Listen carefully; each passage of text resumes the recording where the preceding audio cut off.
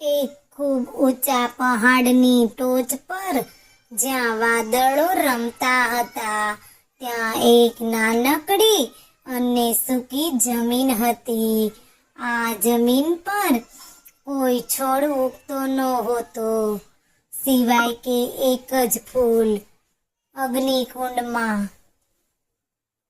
ફૂલની વિશેષતા, આ ફૂલ દેખાવામાં ભલે નાનું હતું, પણ તેમાં એક અદ્ભુત શક્તિ હતી.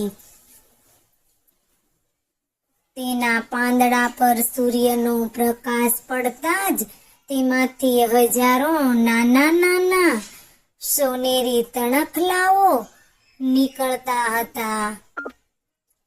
આ ફૂલની ખાસિયત એ હતી કે તે માત્ર દિવસ દરમિયાન જ નહીં, પણ સૌથી અંધેરી રાતે પણ પ્રકાશિત રહેતું.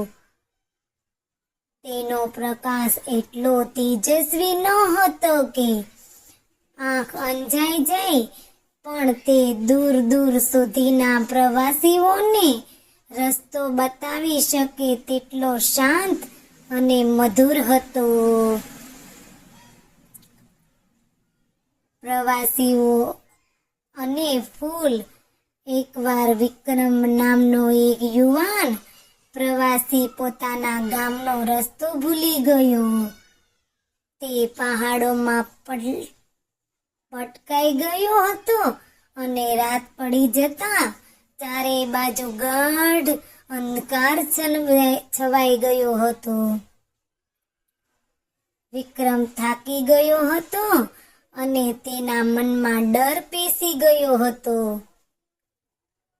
અચાનક તેણે દૂર એક ટમટમતો પ્રકાશ જોયો. તે પ્રકાશ અગ્નિકુંડ ફૂલનો હતો. વિક્રમ હિંમત કરીને તે પ્રકાશની દિશામાં ચાલવા લાગ્યો. જેમ જેમ તે નજીક પહોંચતો ગયો, તેમ તેમ પ્રકાશની ગરમી અને હૂંફ તેને અનુભવવા લાગી અને તેની અંદર નવી શક્તિ આવી. જ્યારે વિક્રમે ફૂલને જોયું, ત્યારે તેને સમજાયું કે આ કોઈ દીવો નથી, પણ તે જાદુઈ ફૂલ છે.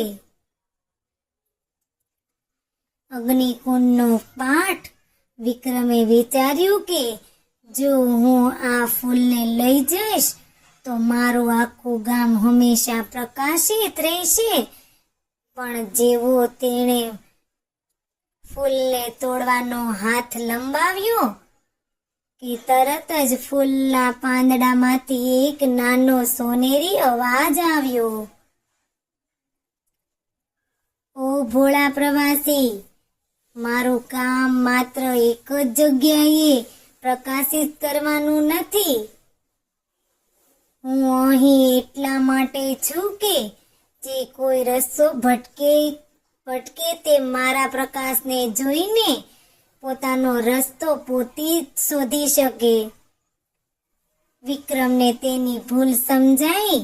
તેને ખબર પડી કે આ ફૂલની શક્તિ તેને આપવાની નથી, પણ તેને પ્રેરણા આપવાની છે. વિક્રમે ફૂલની આસપાસ બેસીને આરામ કર્યો. ફૂલના પ્રકાશમાં તેને યાદ આવ્યું કે સૂર્ય આથમે ત્યારે પહાડ પર નદી કઈ દિશામાં વહે છે. ફૂલની હૂંફ અને તેને શાંત પ્રકાશે વિક્રમને તેનો રસ્તો યાદ કરાવ્યો. સવાર પડતા જ વિક્રમ ફૂલનો આભાર માન્યો અને પોતાની જાતે જ ફૂલના પ્રકાશની મદદ વિના પોતાના ગામ તરફનો રસ્તો શોધી લીધો. બોધ. જાદુઈ ફૂલ અગ્નિકુંડની શક્તિ માત્ર પ્રકાશ આપવાની જ નહોતી, પણ લોકોને પોતાની અંદર છુપાયેલી શક્તિ અને હિંમત શોધવા માટે મદદ કરવાની હતી. આવી જ નવી વાર્તા જોવા માટે અમારી ચેનલને લાઈક કરો, શેર કરો અને સબસ્ક્રાઇબ કરો.